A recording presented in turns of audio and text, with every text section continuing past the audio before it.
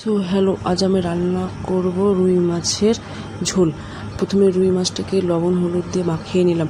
মাখানোর পর কড়াইয়ে তেল গরম করে নিয়ে মাছটাকে দিয়ে দিলাম। মাছটাকে দিয়ে নিয়ে একটু লাল লাল করে ভেজে বের করে নিলাম।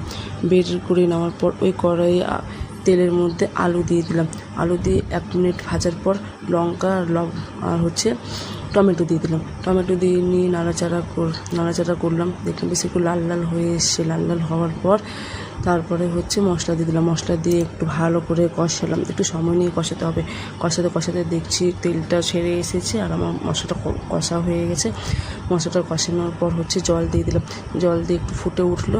ঝোলটা ফুটে ওঠার পর তখন মাছগুলো দিয়ে দিলাম। মাছগুলো দিয়ে নিয়ে বেশ খানিকটা একটু সময় নিয়ে ফুটাতে হবে। ফুটানোর পর দেখব যে আলুটা একটু সিদ্ধ হয়ে এসেছে আর ঝোলগুলো একটু শুকিয়ে গেছে। বেশি একটু ঘন ঘন হয়ে যাওয়ার পর তখন গ্যাসটাকে বন্ধ করে দিলাম। তো আজকে আমার রান্নাটা এখানে শেষ করলাম। নেক্সট আসবে আবার অন্য কোনো রান্না নিয়ে।